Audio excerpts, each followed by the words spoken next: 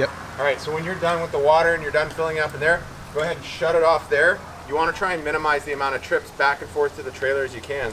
Shut the water off. Go ahead and grab your hose nozzle and bring it all the way back to the truck.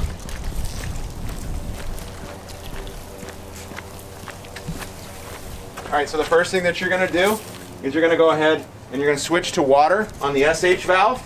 You're going to shut your soap off and open it up, the water in the chemical line wide open.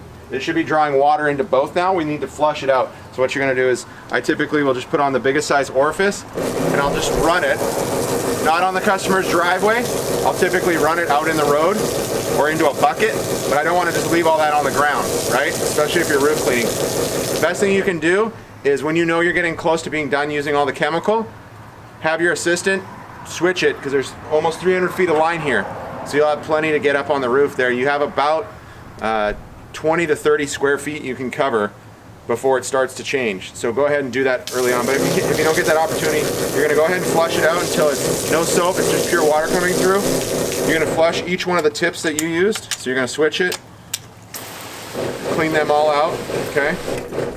When you're done that, what I like to do is I go ahead and I shut all the valves right here. Make sure they're all shut so they're not drawing.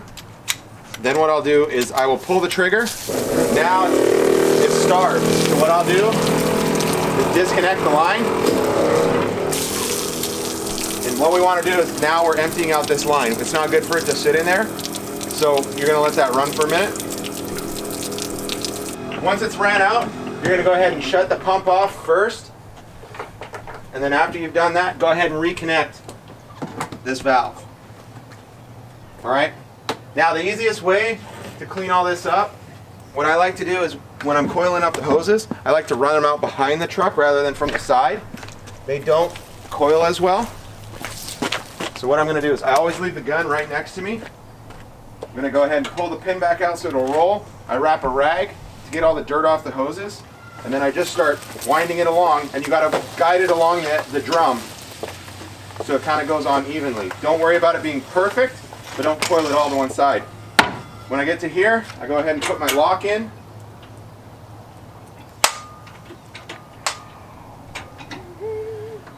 The goal is you want it to basically hang over the opposite side.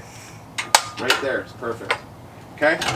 Before you drive away, make sure that's locked in. All right, now let's talk about coiling this one up. It's a little bit harder. So the water's off. Way to go, Eric. Always put your tools away.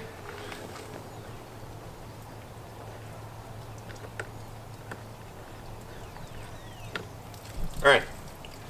Before you walk away, make sure you hook the customer's hose back up. So it's like we weren't even here. All right. Again, you're going to walk this down.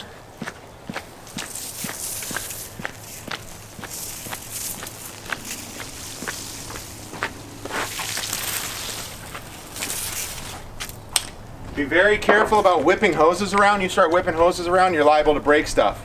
I've seen all sorts of stuff get broken by whipping hoses around like a rat tail. Again, same process, but you can see how it's kind of gotten loose here. So we're going to go ahead and unpin it.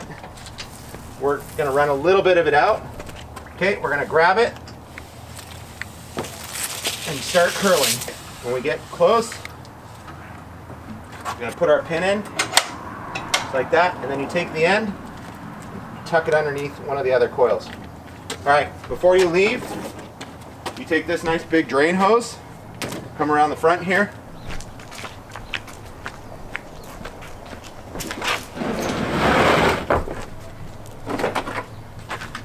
Okay, water tank, all right. Down here is the valve.